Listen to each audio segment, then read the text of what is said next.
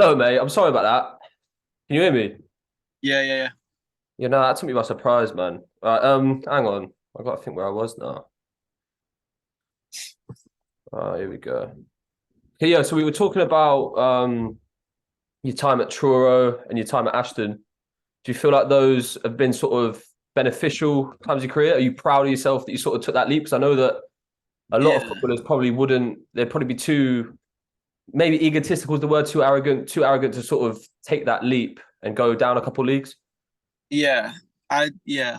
Um, I think yeah, I think because if like 12 months ago you'd have said these two clubs at this level have come in for you on loan and we're going absolutely no chance. And it, like I just got to the point where I was desperate to play football, and I think I'm probably like when you sort of my agent told me like, look, this is what's here. There's always an ego bit there that's like, really, Yeah, like there's there's no getting around it. Like the grounds that we play at and that, like the pitches aren't great. It's always cold. Like I don't know how, like it can be hot outside, but the changing rooms are always freezing. Um, and it's like it's a tough place to play, and it's a tough place to survive. Like even especially as a younger player, because these boys have been on building sites all day. Like banter's like horrendous, but it's brutal. mm, Um, and I think it's easy to walk into that environment as somebody who wants to be playing at a high level of football and just not throw yourself into it and be distant from everyone and not quite give 100% and like just not get involved. But I think where I'm probably most proud of myself is the fact that I've gone in,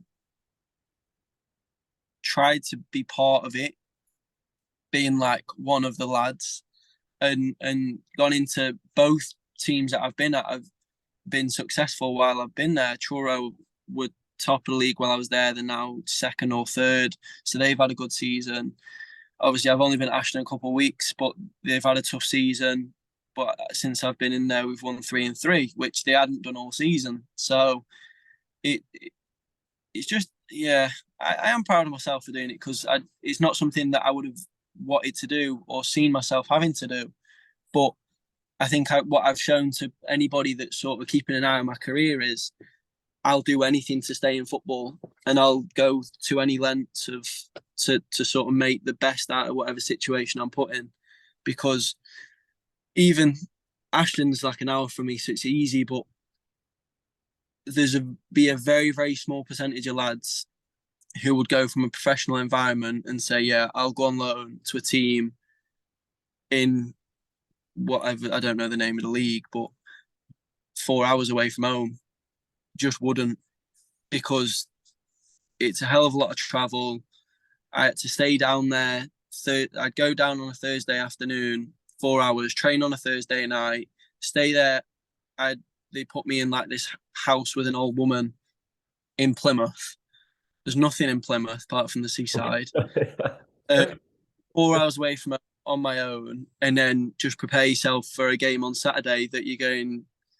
I don't even know the team that I'm playing against, and it's just like that. It's very easy not to be sort of up for it, but I managed to sort of find a way to get myself up for it. More of just a motivation to get myself out of the situation, and that I've got to go down and do well here, or else nothing else is going to come higher up. So you've got to sort of put hard yards in places that you probably don't really want to be to get yourself back up to where you want to be. And how do you rate sort of Salford's position as a club now? Sort of the playoff hopes, the sort of couple issues they've had with ownerships and how the club's run. How do you sort of see Salford going in the next sort of 2 to 3 years? Um, I think it'd probably be very easy for me to sit here as somebody who could argue that I've probably been mistreated and misled a little bit by him and say that like it's all horrendous, but it's not. Like at the end of the day, you've got like six world famous owners with a hell of a lot of money, pay the hell of a lot of money to the players that are first team players, Like I'm pretty sure they're the highest paying club in League Two, and they've got ambitions and they've been successful in the short amount of time that they've had the ownership that they've had. So I do think they make no sort of, they don't hide the fact that they want to win trophies and they want to get promoted out of League Two. And the fact that they've been in League Two for I think 3 or 4 years now is like a failure to them, because they wanted to get promoted in every single league, and I think get to the Championship was the aim. So, and I do think the way that they are, they'll probably do everything that they can to get to it. But I do think that it's harder than what they probably thought it is to get out, because it's rough, it's competitive, and it's a long old season. There's a lot of games, and you've got to be consistent, which is where Salford have struggled, because there's some games like this season, beat Mansfield, who were around them in the league, beat them 5-1 away, 5-2 away. So like they've blown top teams out of the water, but then at the same time they've lost to teams that are down the bottom. So I think if they can make the playoffs, I think they got half a chance this season. But I do think it'll probably take another year or two to sort of find the feet and then get a proper training ground to attract better players and just sort out a few little things. And then I think they've got the foundations and the money more than anything to go and be a League One club. So I think it'll come for them, and they've got the ambition. Some clubs are just happy sitting in mid-table. They're not. So it'll definitely happen, but it's just a matter of when, really, I suppose. Yeah, yeah.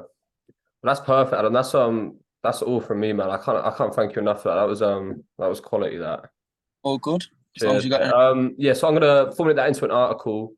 Before I submit it to my tutor, I'll just sort of send it across to you. Make sure you're happy with everything. Yeah. Yeah. Other than that, mate, that's spot on. Thank you for that. As long as you got everything you need, that's Yeah. all No, good. that's wonderful. But yeah, I'll send across it before I send it to my tutor, just so you're happy with everything. Yeah. No, that's All sweet. right. Cheers for All that, good. mate. Thank you. Down now. Cheers, lad.